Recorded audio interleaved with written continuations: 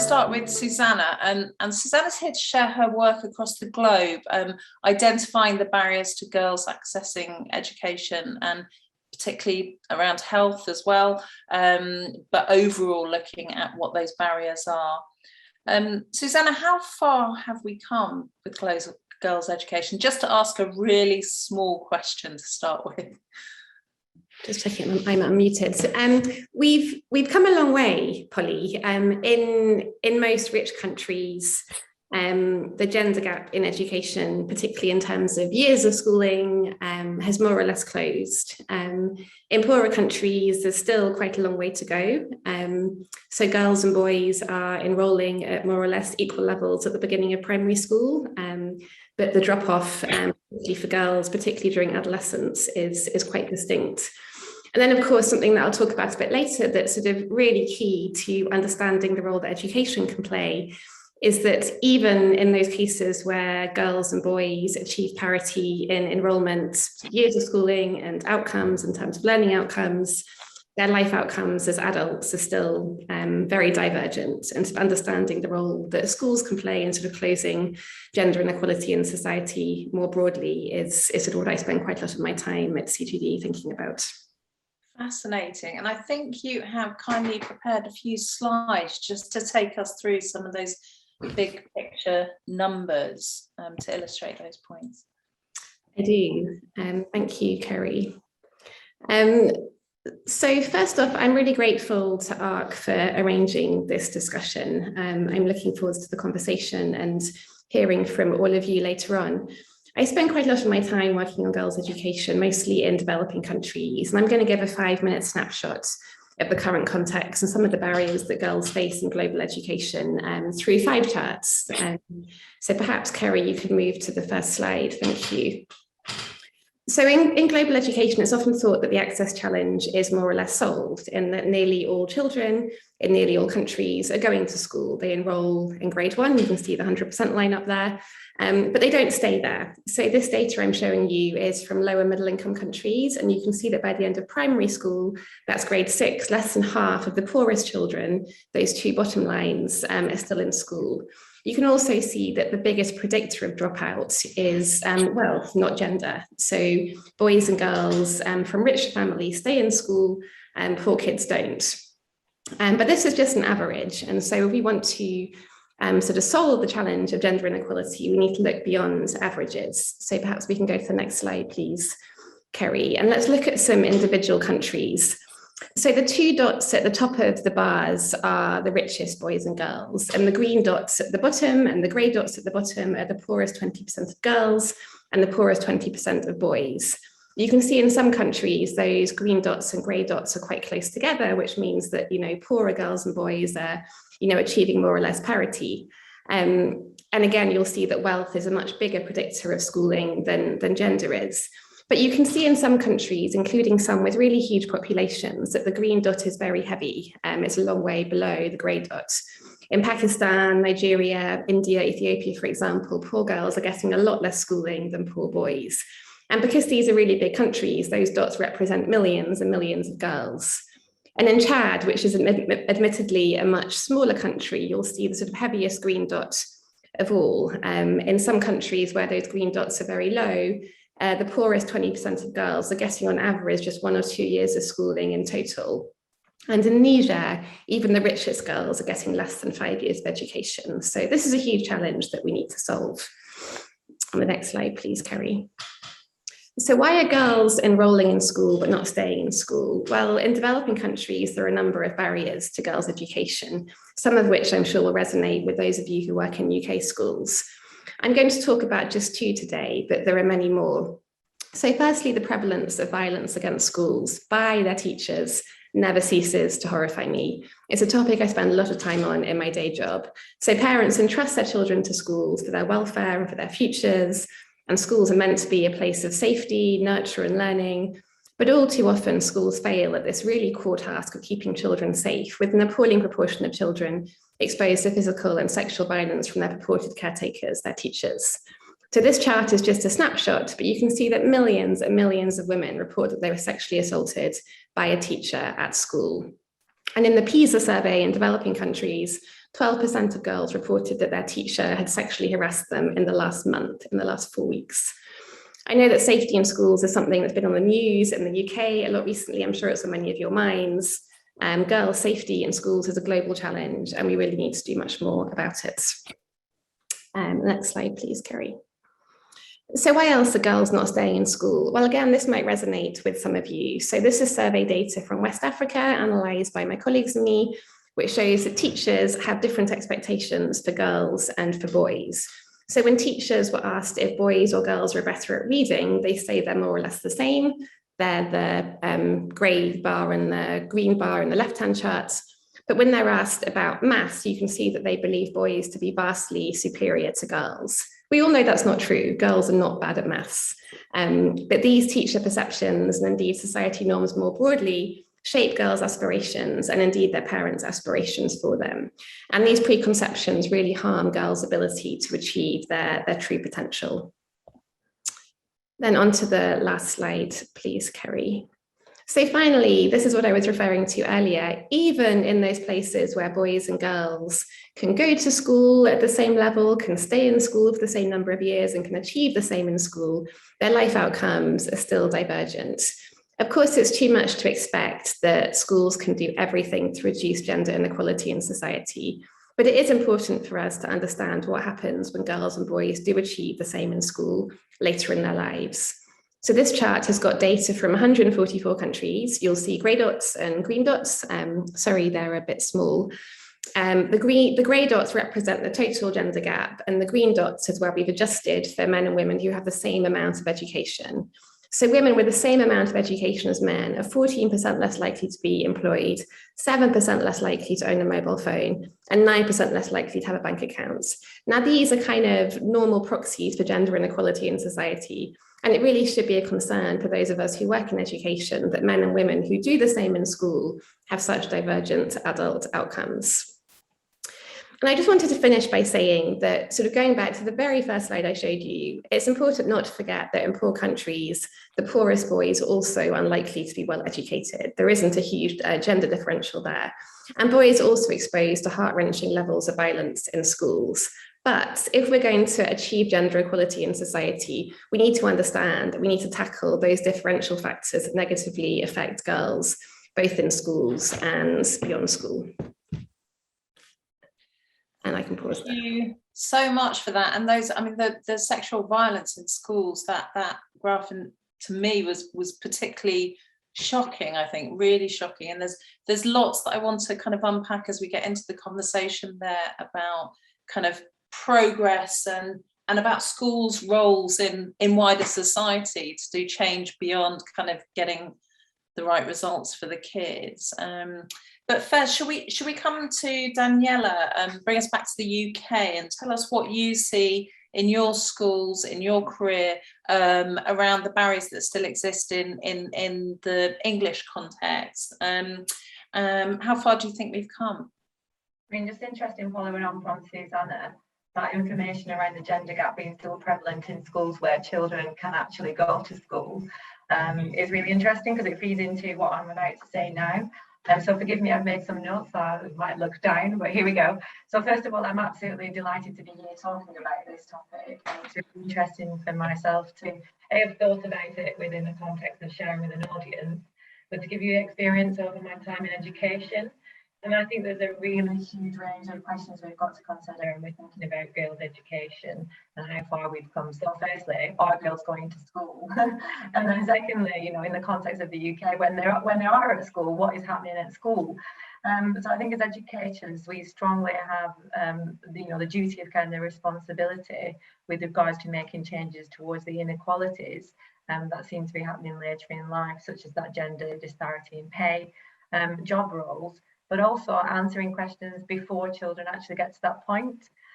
When I was doing my master's research around girls and math, it was very evident that girls succeeded and did better than boys at primary level within mathematics, but then, in line with Susannah's research, it dropped off at secondary, and there's a big, gap there.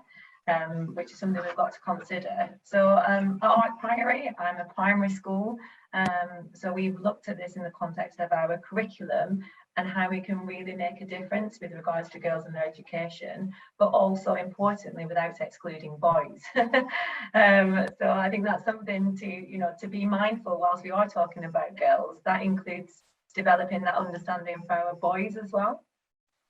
So we do that in a range of ways at school, and we raise awareness to the issue of equality in general by marking events such as International Women's Day with our pupils, and in a primary level, making its significance in line with our school values and thinking about it in terms of inclusion. And when we look at inequalities that women face, we've got to make it relatable to them. So there's no point really talking about the gender pay gap, because primary school children don't get paid.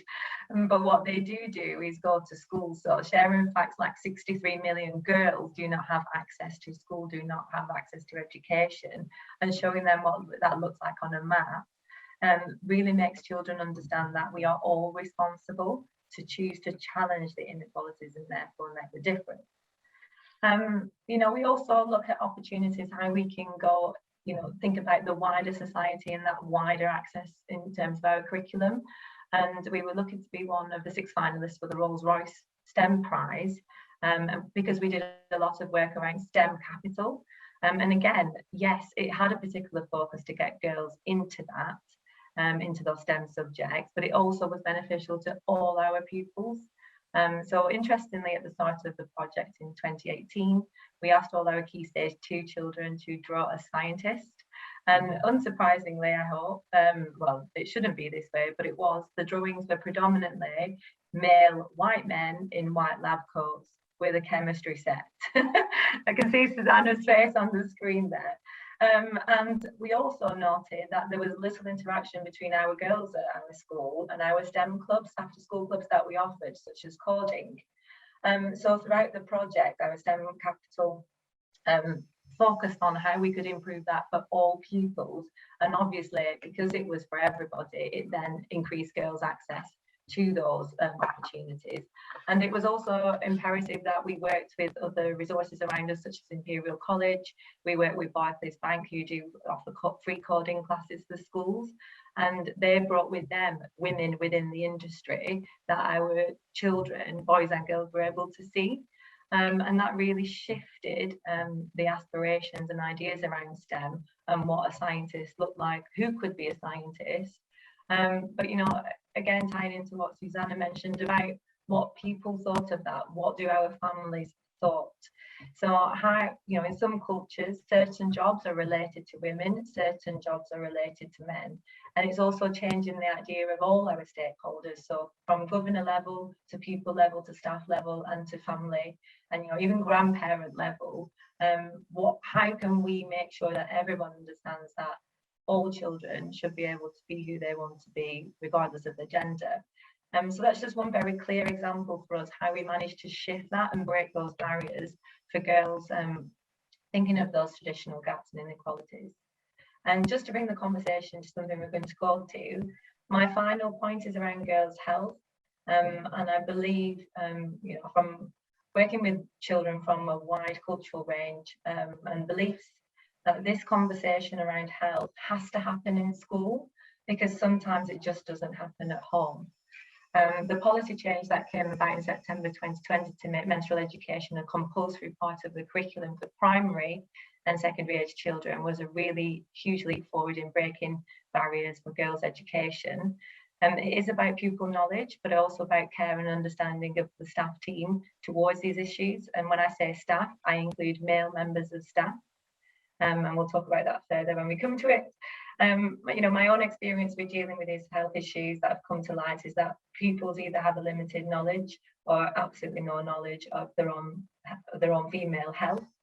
And one particular example came when I worked in a school a few years ago. I had a year 5 pupil who was quite advanced in her puberty for her age. She hadn't heard about periods. She was screaming in the toilet because she thought she was bleeding to death. because it was very unexpected. You know, we hadn't covered the topic in school. She hadn't had the conversation with, you know, her parents or her elder sister at the time, because of cultural understanding around that topic, and she didn't know the changes that would face her going through puberty. So I think a question I'd like to put towards the panel is, where does the responsibility lie when we're talking about these things? Is it with school or is it with families? And for me, consideration to this question is an absolutely integral part of our conversation today around breaking barriers and girls' education. So I will leave it there for now. That's a fantastic prompt and such a sad story. Yeah. That's such a heartbreaking story to hear that, and but a fantastic prompt. There are two things that we'll definitely pick up as the conversation goes on. That point around responsibility, I'd really love to open that up to everybody in the conversation in the next 10 minutes or so, because I think that kind of is at the heart of all of this kind of, you know, schools as we get towards kind of gender parity in terms of educational outcomes in this country. Actually, what is the role of schools to kind of drive wider social change, to the same point that Susannah made internationally as well. So I'm just going to plant that in the audience's minds. Do put your comments, thoughts on that one, raise your hands to get involved in the conversation around that. But I wanted to go back to 2 points. Susannah, your point around what we can do to drive that wider, as educationalists, as schools, what we can do to drive that wider change. And then let's talk about boys as well, because I thought that was a really interesting point. Susannah, what can we do? Can I start with the boys' questions? Yeah, go for it. Mind that. So I thought it was really interesting that Daniela and I both talked about that. And I can see from the participant list that almost everyone here is a woman. At CGD, we hold a lot of events, and we normally have kind of parity of men and women attending our events. When we have events about gender or girls' education or women's health, we have 87% women and 13% men. Like, men do not show up to issues that they think are about women. And that needs to change. Like, men need to understand that achieving gender inequality means women need to do things and men need to do things differently. And so I do think part of the challenge we have is to understand how we make these conversations more accessible to men. And I just actually naughtily put out a tweet saying that there weren't many men attending this conversation, and that's a great pity.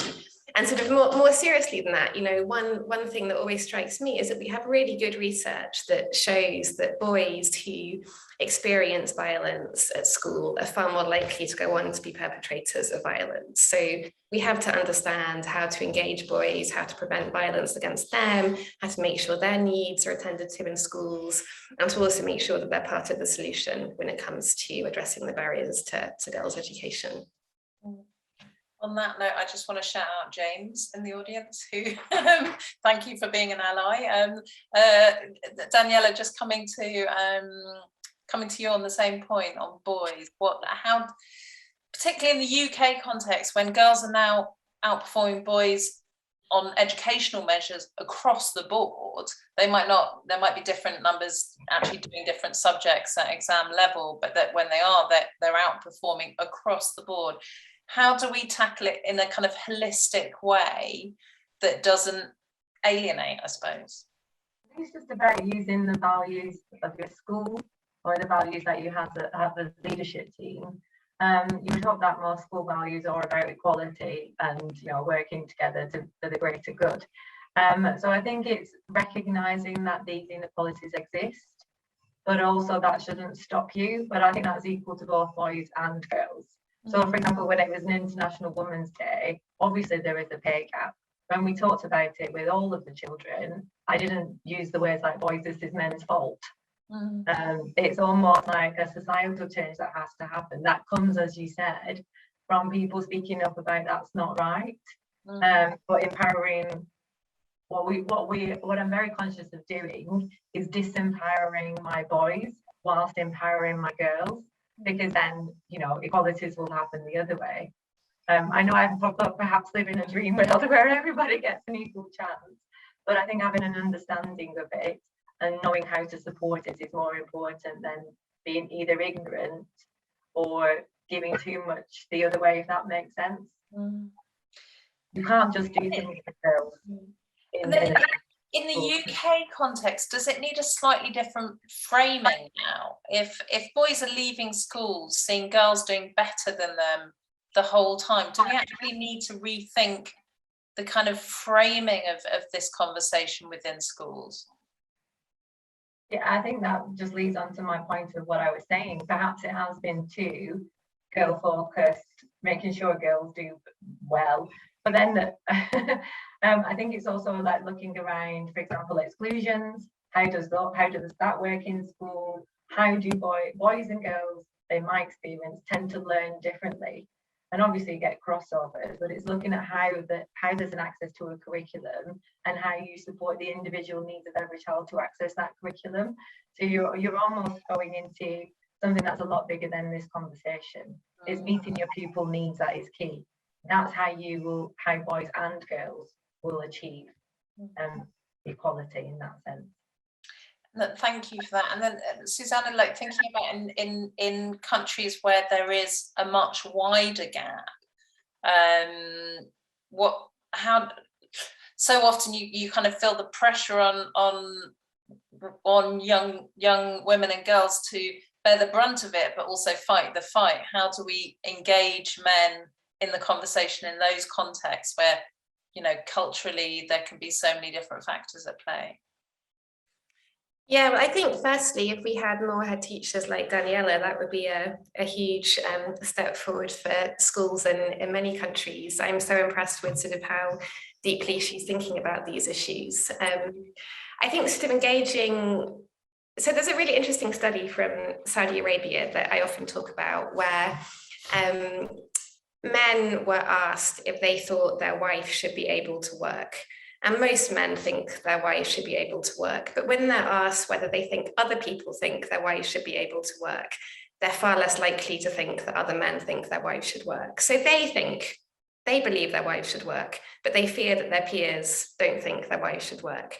So often we see these kind of dynamics at play that, you know, men may have kind of relatively liberal attitudes, but they kind of fear society's norms, and society's norms are holding them back. We actually ran a study in Pakistan on a similar topic. We found that women want to work in the workplace, but actually women fear that other women don't think they should work. They think they should stay at home. So these kind of society norms really do go deep. And I think kind of understanding how you can change men's views, or even help men understand that other men might share their views and may be more liberal and more progressive than they think, is super important.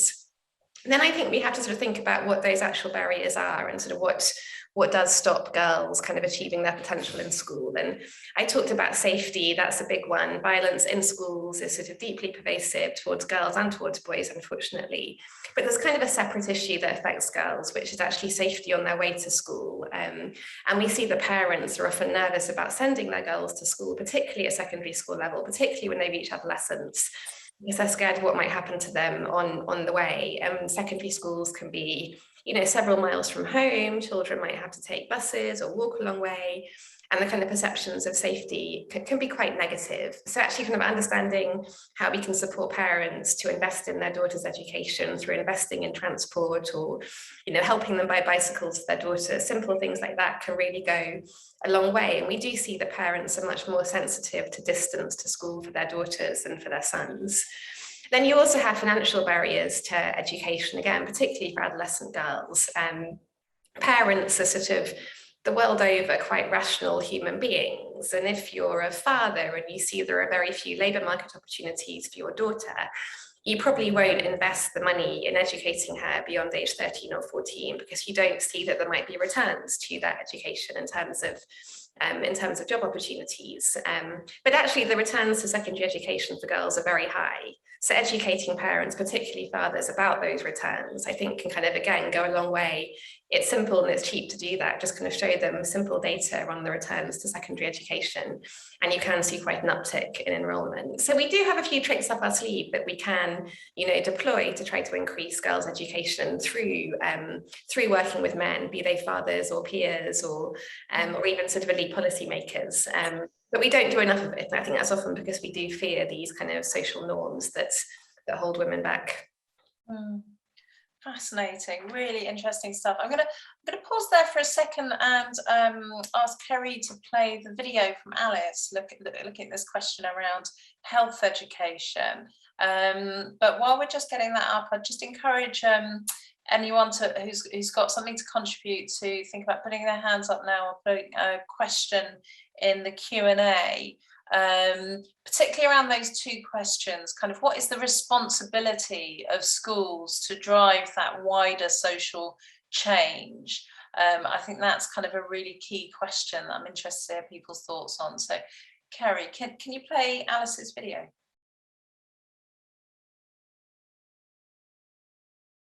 There we go. Hi everyone, I'm really sorry that I can't be there today. My name is Alice Smith. I'm the Young Ambassador for Endometriosis UK. So for those of you who don't know, it's a menstrual condition which 1 in 10 women have in the UK. It's very, very common. I was actually diagnosed at 14 and it really impacted my school career at that stage. I was in and out of hospital from about 13 and a half to 16 with pain. I'd be in A&E.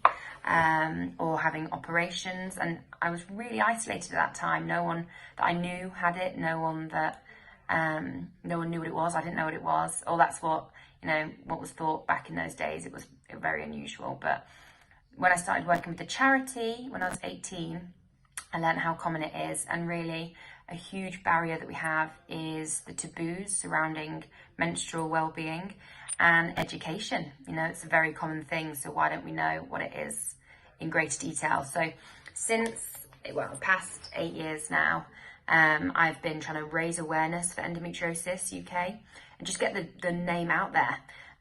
When the school curriculum was up for debate 2 years ago, I started a change.org campaign that got over 100,000 signatures, and we got to go to Parliament.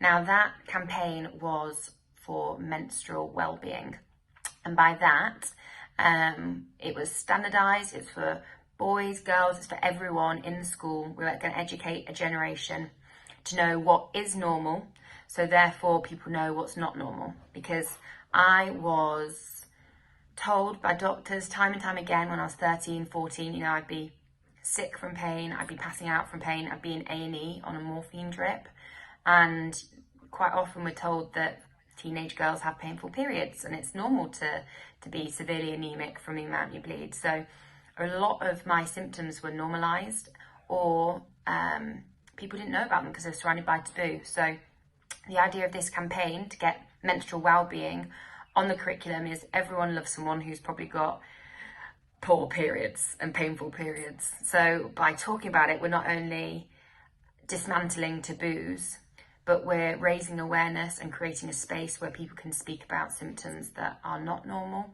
And hopefully we can start to cut down the diagnosis time of 7.5 years. And if you are in a lot of pain in your teens, that could be most of your school, formative school career, or university or whatever. So we got the meeting, went to meet the education minister.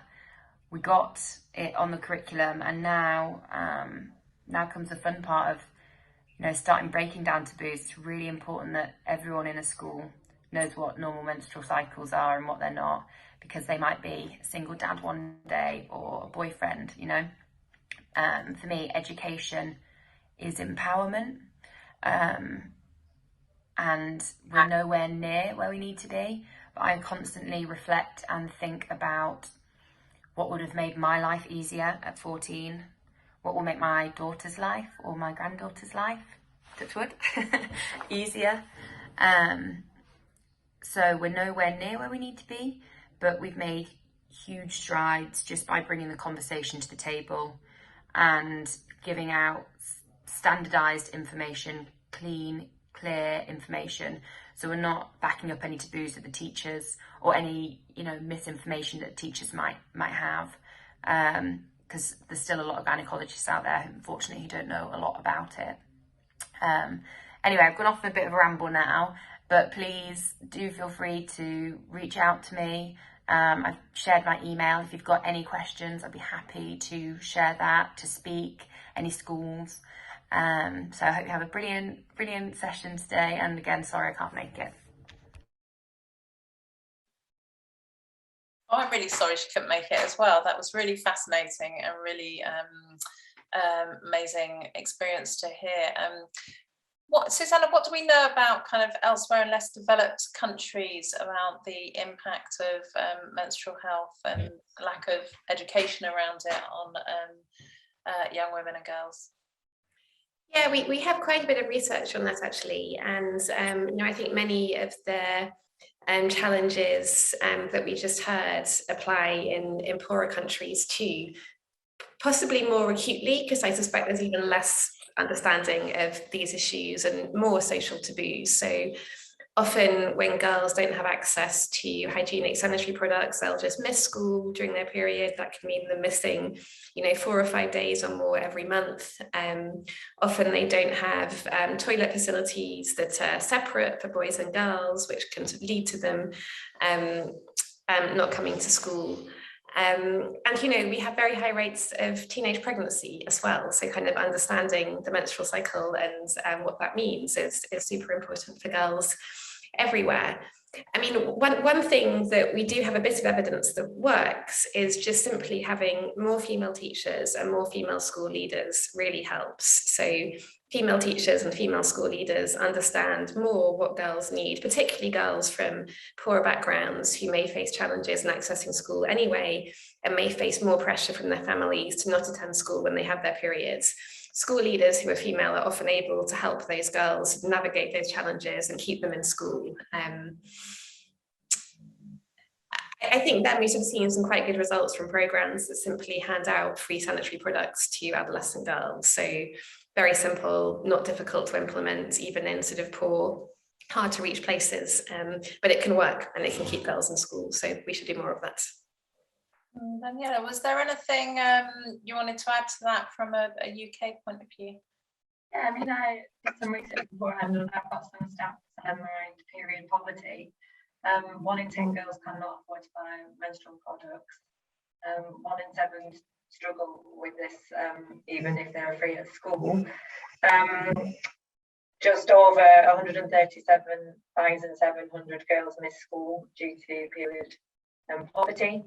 And there was a report in the BBC on the 11th of October that talked about sport and periods. The Youth Sport Trust did some research around engagement whilst girls were experiencing that time of the month. And 37% of them that they asked said that their periods stopped them from getting active, which is an increase on 27% from 2018 to 2019. They asked 27,867 girls, so it's quite a significant amount of girls. And due to this, 33% were not confident to get active at school, and 33% also felt uncomfortable if other children or other people were watching. So just as from a school perspective, thinking about it, there's also girls feeling anxious around toilets. I know lots of schools have rules when you're allowed to use the toilet when you're not. That's obviously an issue. If you have you know, a heavier period, or you forgot, I mean, we've all been there as women, you know, you forgot to take that chance. So I think there's lots around this that does impact girls and their, you know, their ability to focus and concentrate whilst in school. Thank you for that. Fascinating stuff. I want to move back to that question on the responsibility of schools and what is a school's responsibility to change not only gender equality in terms of educational outcomes, but wider gender equality in society. But first, I'm just going to take a question from Kerry. So Kerry asks, I wonder if equality is actively built into the curriculum throughout, rather than just specific days and events. And she was thinking back to her own early schooling, where the only women who stand out as being taught specifically were Florence Nightingale and Rosa Parks. Do you think our curriculum here and internationally is doing the right job at the moment? Do you want to take that first, Daniela? I think obviously it's school by school. It depends. I know for sure that our Ark Priory curriculum has a balance and a breadth of historical people that have studied from all different backgrounds, religions, because we've taken the effort to look at that and think about it. So I think this is something that schools can do more work on. But again, as you know, Susannah pointed out, I'm very conscious of this. I spend a lot of time thinking about this and looking at all inequalities. And I think, you know, I would hope that other people in my position do this, but perhaps people need more guidance to do it well. Susannah, do you have any thoughts on that? Yeah, so two things to say. One is that, you know, because we're geeks here at CGD, we like to analyse things, and we analysed all of the secondary school leaving exam papers that we could find from every country we could find. So that's kind of the equivalent of GCSEs in developing countries. And we found that they're generally really sexist. So far more male pronouns used than female pronouns, and far more, I mean, again, relating to Daniela's point earlier, far more kind of questions that relate to you know, men being scientists and doctors and so on, and women being homemakers. We've also started to do some analysis of textbooks, so the books that primary school kids use as their readers in grades 1 to 3. We're still sort of a short way through this, and the results won't be out for a while, but I think it's got a lot better in the last sort of 5 to 10 years, but there are still a lot of countries where children are kind of really seeing these images every day in their textbooks that show the traditional role of women as the homemaker and the traditional role of men as the ones who go out to work. And I've been reading my 2-year-old son, The Tiger Who Comes to Tea. I'm sure many of you know it. And I get really upset every time Daddy walks through the front door and has a great idea. In fact, I've Tipexed out, Daddy has a great idea, and changed it to Mummy has a great idea, because it makes me so furious every time. And I think we kind of underestimate just how much kids are exposed to this stuff everywhere. Again, using an example from my own experience, my 2-year-old is in nursery, and I see him dropped off every morning, and the nursery workers, who are by and large absolutely wonderful, sort of say, hey, pretty girl, to all the girls, and hey, brave boy, to all the boys. And you kind of see from such an early age all of these gender norms and stereotypes just kind of being imbued into children, however much you as a parent might want to change them. And in school systems that, you know, are facing such even stronger gender norms in society than we are here, it's really difficult for the most kind of equality aware teacher to push back on that. And so I do think that curriculum could do more to change that. But again, we have to probably be a little bit realistic about how much that can change when sort of society is pushing back against it. Are there any kind of really radical things that you've seen happen that have made dramatic differences to remove barriers in less developed countries? I mean, I think the most dramatic things that happen tend to be related to labour market opportunities and adolescent girls seeing that there are jobs for them. So, for example, in Bangladesh, when a new garment factory opened in a community, many more girls completed school because they could see there were jobs that were appropriate for women to go on to. As Daniela said earlier, in many societies, there are jobs that are deemed appropriate for women and jobs that are deemed appropriate for men. And in Bangladesh, working in a garment factory is appropriate for women. We saw another study in Bangladesh, which I found fascinating, where an NGO called BRAC was teaching women entrepreneurship skills and kind of small business skills. And they were really successful in that about 67% of women who'd gone through that program went into the labour market. These were young, sort of adolescent girls. 2 years later, only 10% were left working. And that was because the conditions in the market were just so poor for women. They were facing sexual harassment, there were no toilet facilities for them. So actually kind of where women have got labour market opportunities that are appropriate and safe and earn them a decent income, you do see the impact on secondary school completion very quickly. It's very difficult for a family to invest in a girl's education if there aren't any labour market opportunities. So I think the more that schools can work with employers and to kind of understand how they can actually kind of build awareness among employers and wider society on jobs that women can do, the better. But I appreciate that's asking a lot of schools when they have a huge amount to do already. And I suppose that brings us back to this question about responsibility. You know, it's quite, if you'd asked us 20 years ago, the idea that schools would be actively trying to drive wider societal change beyond educating a child would seem quite radical, and I imagine there'd be quite a lot of resistance to it. What do you think the role of schools are in wider societal change? I think it's difficult for it to just come from school for a start. I mean, I've lived in Haiti in Ecuador in South America, and my experience there was an extremely interesting one. People kept asking me randomly if I was married, and then when I said no, they asked me where my parents were. And I obviously, you know, was a grown woman. I was the head of a primary school, an international school. And, you know, I knew people who were educated to degree level like myself, who'd had a career, and then as soon as they got married, stopped working. So, you know, I think it's very hard to link just education and schools to a societal change like that. Oh, sorry, the lights have gone on in my office. I'll just let Susannah pick up whilst oh, there we go, I'm back.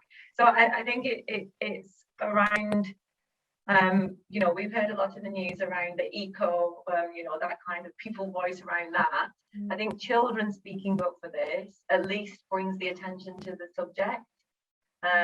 So again, a balanced and broad curriculum. And I saw somebody in the chat asking how do you get to that perfection? I don't think you ever can, and I've talked about this quite a lot with regards to inequalities in general. And I think one thing we can think about is, you know, building a cathedral almost.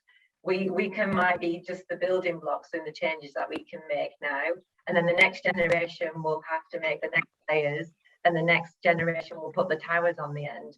We're not going to be able to solve you know, this kind of conversation just in my lifetime, maybe not even, you know, the next 3 generations. This is something where we've got to start and keep going, I think. Yeah. I mean, the signs are all good. Yeah, the glass ceiling is just very, very tough, I suppose. Susannah, do you want to pick up on that point from a kind of wider, from a developing world, a global perspective? Yeah, I mean, I think we probably shouldn't underestimate quite how much progress has been made in the last 20 years or so. You know, there are very few countries now where there isn't sort of parity between girls and boys in terms of their enrollment at the start of primary school. As I showed earlier, that tends to drop off.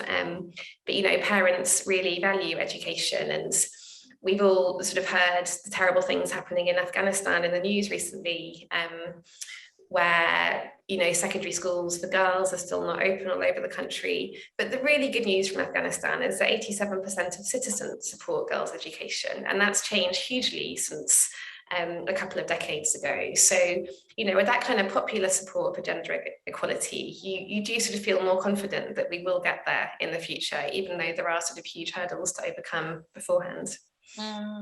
That's fascinating. I think if anyone wants to come in, make a point or ask a question, contribute to the conversation, do raise your hand and we'll come to you. Or if you have a comment you want to make, do leave it in the Q&A. I'd love to hear as we enter the kind of final 10 minutes, kind of from more people within the room.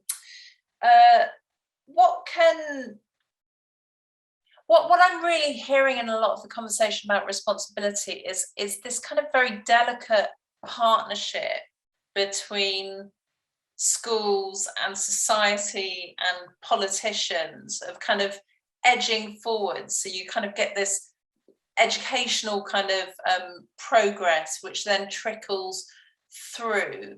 When we come back to the original question about barriers, what are the barriers that still remain? What are the kind of last ones that need, in the kind of UK developed world context, that really need tackling?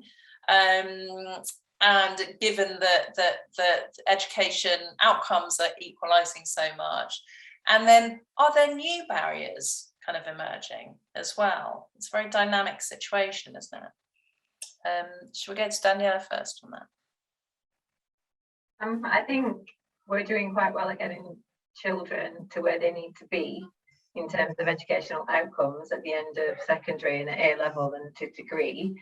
The issue that the country is facing at the moment is what happens to people, well, to girls who then have maternity leave and the gap there at that end. So I've been thinking a lot about this in the context of the UK. It's very hard to have maternity leave and come back to your job and expect to be in the same on the same path as you were before that. And how do we tackle that is something I don't think anybody's got the answer to today. I mean, I did see something about one of the MPs wanted to take her baby to Parliament to keep involved. That was on the news. But realistically, how much can we do that? That keeps, you know, women's careers going. When again we're going back to policy, you know, most childcare is as much as the mortgage at the moment in London, at least.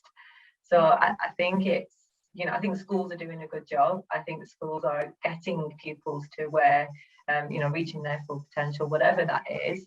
But then once they're in the workplace, you know, what else can we do? We're aspiring them. There's more women than ever taking degrees in the science subjects. Something is happening, but then where does it go after that? I think is my concern. Yeah. Do you want to pick up on the same point, Susannah? Sure. So, I mean, I think that sums up really nicely what I know about the sort of gender inequality in the UK, and sort of having recently returned from maternity leave myself and paying a third of my salary in childcare every month. You know, it's really hard. In developing countries, I think it's even harder because we still have such an uphill battle against those sort of cultural norms that resist women working in the first place. And, you know, often in countries like India and actually in Ecuador as well, I think you often see as countries get richer, women's labour force participation actually drops initially because families become richer, and so women can make the choice to stay at home, and kind of trying to sort of change the direction of that curve to encourage more women into the workplace with, you know, incentives like subsidised childcare is challenging in itself. But I think what we just don't know enough about is, you know, what schools can do to really tackle these embedded gender norms and how we tackle those gender norms and raise aspirations of adolescent girls. So how do you sort of, what's in that black box that means that girls can achieve the same as boys in their school leaving certificates? They've been at school for 9 years, they've done well at school, but their life outcomes are still so divergent. I don't think schools can do everything, I'll be very clear, but I think there probably is more that schools can do to understand what's limiting those girls' aspirations at that point in their lives. And, you know, I'm really pleased that there's much more focus now in the global education community on adolescent girls. It's a really challenging age group in every country to work with, of course. But we need more research to sort of understand how those aspirations can be shaped and how we can work with their families and the communities around them to make sure they're sort of supported through education. A little bit depressingly, you know, a lot of countries now have laws that ban child marriage, for example, but you don't really see as much of a impact on educational attainments as you might expect from those kinds of laws. So, you know, I think legislation is one important part of the piece, and the legislation that, you know, reduces discrimination in the workplace, for example, is really important. But changing society norms is a sort of longer game, and I think we need to just sort of understand more about the role that schools can play in this generation and the next one in changing those norms. Yeah. In a moment, I'm going to come back to you both just to offer some last thoughts. I've just seen a couple of questions land in the Q&A. What do men in leadership positions in the school system need to do to make these conversation ones that aren't just had by and between women? Who wants to take that one? I mean, I think we've already covered that one. Join in. Yeah.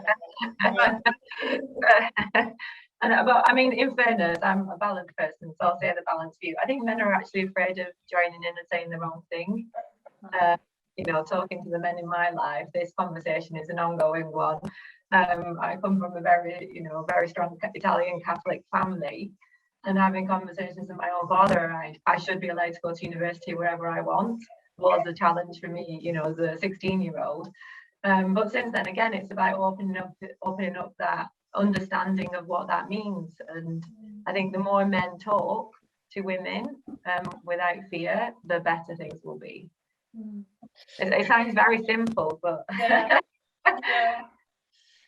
And the more, I suppose, the thing that we can do from a young age is kind of include all children in these conversations, and make it a shared responsibility from the start. There's another question here from Gemma. Have we considered the survivor mindset? If as girls and women we strive for a balanced life that allows us to meet our potential, which potentially shifts attachment styles and relationship dynamics, how do we ensure boys and men keep up? It's a bit of a similar question, I suppose. And if I'm reading it right, it's also about you know, to Susannah's point that poor boys are left behind as well as girls, and in this country the same is true actually. Poor boys are among the lowest attaining now. How do we make sure that they're not further disenfranchised, I suppose? Do you want to take that, Susannah? Yeah, no, I think it's a really important point that sort of reflects some of the discussion we've had today. I think just understanding the differential factors that drive participation by boys and girls is important. So, you know, more data is always good. Often the reasons that girls and boys don't attend school or don't do well in school are different. So it may be that boys are forced into the labour market early because they're expected to earn money for the family, whereas girls are expected to go into marriage early because that's what girls do.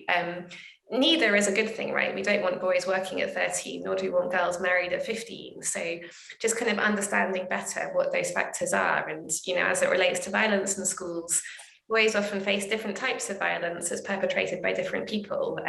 Boys shouldn't be hit or beaten either. And often in my world, there's a huge amount of focus on gender-based violence. And I rarely hear people talk about violence experienced by boys. And often they're exposed to just as much, if not more of it, as girls are. So I think kind of better disaggregated data on the sort of differential impacts and drivers of these things is the first step in the developing world, certainly. Thank you. I'm going to come back to you both to offer a final thought in one moment. Just from my point of view, I think it's been a conversation of real highs and lows. You get such a sense of progress when you talk about you know, all children starting primary school across the world, but you know, that is a really big change within my lifetime. The progress in educational results in the UK, that's progress in my lifetime as well. But when you talk about the barriers that remain, kind of violence, expectations, societal norms, it feels a bit kind of overwhelming how far we've still got to go. Susannah, do you want to offer a final thought? I'm not sure I have much more to say other than thanks to the two of you for a really interesting discussion, and for people for coming along to listen. I suppose the thought that stuck with me, because it came out so strongly from both of us, is just this kind of piece about how we do make sure that boys are part of and kind of central to the debate about how to achieve gender inequality in schools and education and society more broadly. And I think that is often overlooked. Yeah. Daniela, do you concur with that? I think, again, thank you. It's been an interesting conversation. I think it's just back to the point I made earlier that we can achieve what we can, and then we've got to, hand over the baton to the next generation of, women and men to make changes towards inequality. Not just on this topic, as I said, but for all sorts of inequalities that we see. Well, thank you both so much. It's been a real pleasure and privilege to hear your expertise on this subject. Thank you for the questions from the audience who have stayed really engaged through the whole conversation. I need to flag the next two Ark Talks events in January. We're asking, what does the recent spending review mean for schools? And in February, we have one on technical and vocational education with Lord Kenneth Baker, who was the former Education Secretary. But I just want to say what a delight it's been to be part of this conversation, and to meet you all, and thank you very much for your time tonight. Thank you. Good night, everyone. Thank you. Bye.